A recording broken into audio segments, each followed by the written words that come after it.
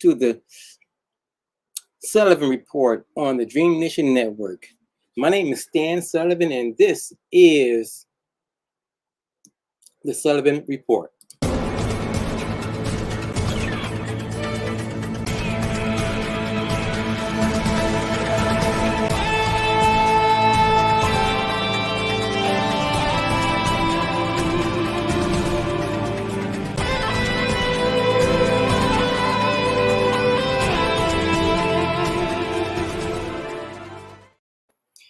Hello, my name is Stan the Man, and this is the Sullivan Report on the Dream Nation Network. Today, we're going to talk about the state of Black America today. Well, you know, the information I have is from last year, but I can bet you anything that the situation hasn't changed much. So let's go right to the video and see what we can see what's going on. Question: what is the state of Black America in 2022? A new report from the National Urban League paints a picture on everything from the economy to voting rights. John Yang has more on its findings.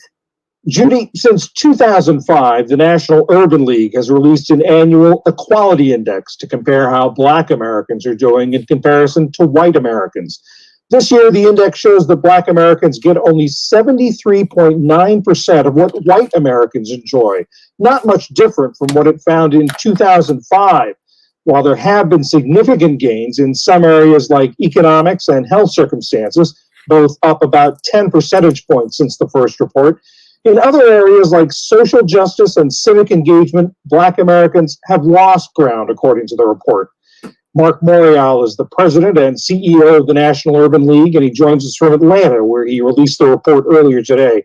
Mr. Morial, thanks for joining us. What does it say that it's been almost 2 decades since 2005, and yet the overall index number is virtually the same?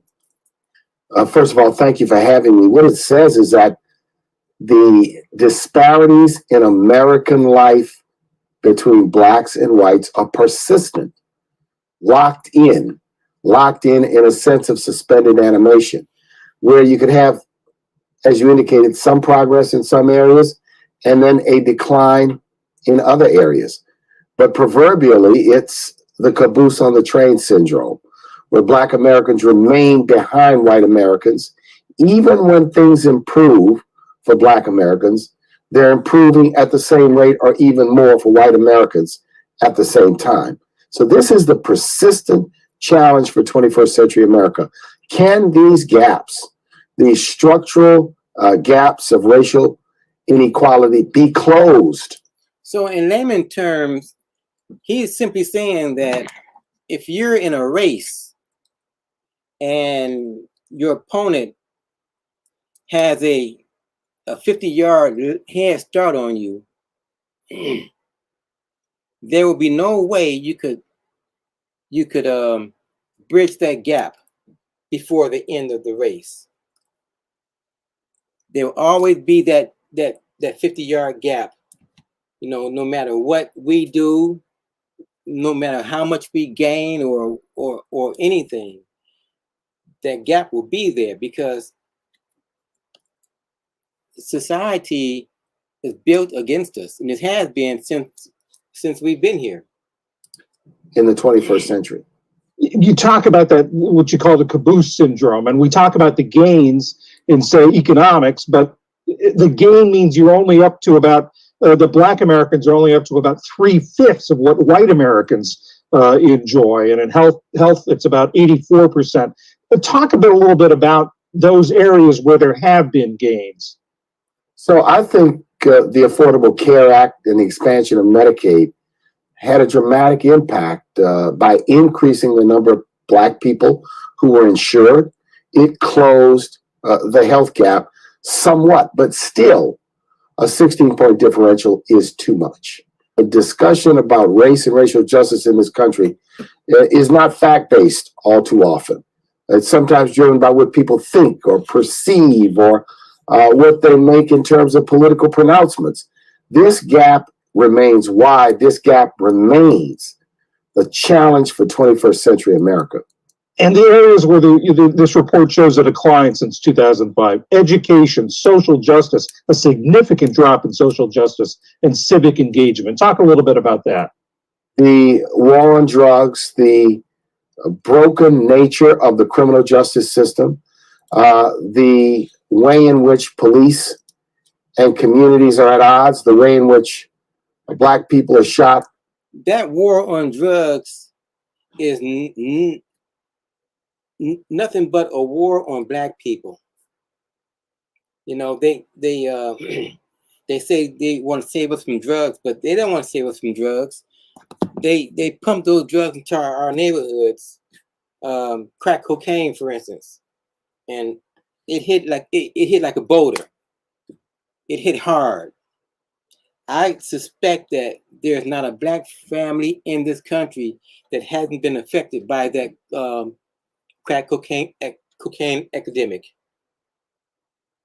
and it was done purposely to eradicate in an unjustifiable fashion by the police. All of these contribute. The sentencing disparities, and while there's been efforts to address this, they've not gone far enough.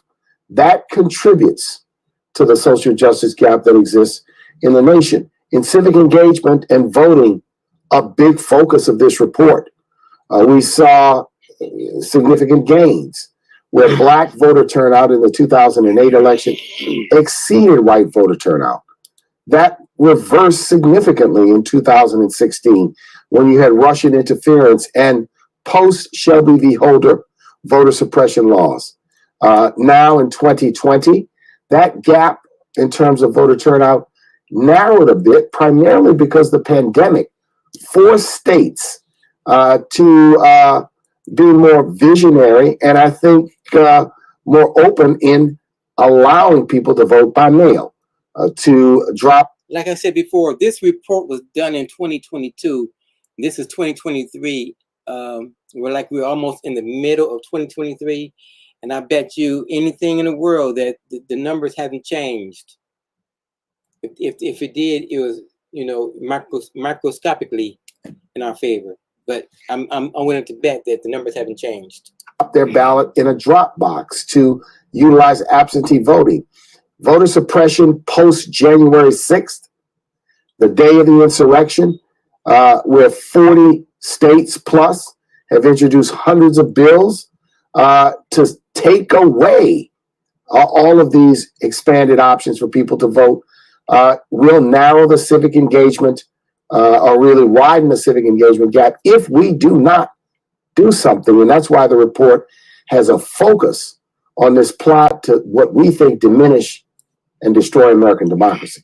And that's also why, as I understand it, you chose to release this in Atlanta today, in Georgia.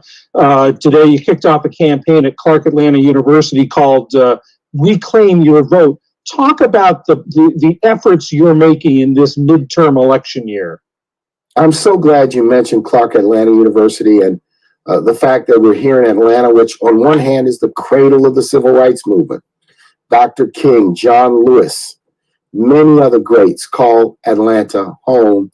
And this was, if you will, one of the epicenters of the 1960s civil rights movement. But then on the other hand, Georgia has become ground zero for voter suppression. The way in which the Georgia legislature has reacted to the January 5th election and then the aftermath of the January 6th insurrection is to literally lead an assault on the right of people to vote. So we thought we needed to come again to the front lines of where people can really get a close-up look at what is happening here in Georgia. We also believe that going to one of our great historically Black universities and including the students from Spelman and Morehouse and Morris Brown, along with the Clark Atlanta University community, places a spotlight on why protection of democracy and closing the racial gaps in this country is important to this next generation, to the students who now are in an activist mode, who now are poised to fight. And our civic engagement campaign says to people, frustration is not a strategy. Cynicism is not an option. We have to fight voter suppression, but we have to do everything in our power to participate in the elections this fall, because we've got to put this effort to remind people that if you do not have a seat at the table, you'll literally be on the menu. Mark Morial, President and CEO of the National Urban League. Thank you very much. Thanks for having me. And he hit it on the head. If you don't have a seat at the table, you will be on the menu, just like it was in the 1800s with the Berlin Conference. Those countries sat in Berlin and divided Africa like it was a piece of pie. I'm going to get this part, you get that part, he can get that part. While all the while, with the indigenous people of Africa had to endure their slavery, and that's what it was.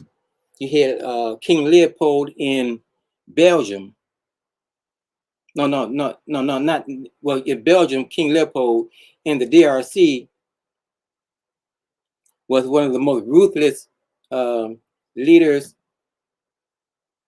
in that country's history. You would find he was chopping people's hands off if for any little reason. You know, the people in South Africa were being murdered and mistreated at a record high number. Here in America, we were being mistreated so bad. I mean, it just, you know, do your research and just look it up. But the state of Black America hasn't changed in a long time. And I want to ask this question: what can we do to close that gap, that 50-yard gap? What can we do to catch up and possibly surpass? Lord knows we outthink them. You know, we do everything better than they do. What can we? But they have the power. They have the power. Well, everybody, my name is Stan the Man. This has been the Sullivan Report, and we talked about the state of Black America today. It's grim. We're killing each other at a record pace. And you know, if you really look at it, they have a lot to do with that too, because our school systems aren't doing their job. Well, you know what? The school system they are doing their jobs. They're doing the job that they were built to do. Is not teach. You know, and if you don't know nothing, what else can you do except maybe sell drugs or you know, rob somebody? I'm not saying that that, you know, we don't have some of the blame, because at the end of the day, choices can be made. You choose to go left or you choose to go right. You know, you choose to do right and you choose to do wrong.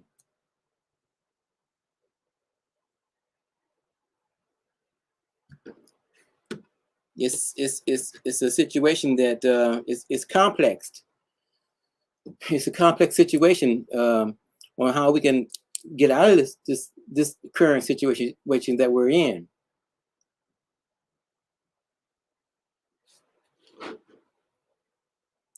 My name is Stan the Man. This has been the Sullivan Report, and I'll see you next week.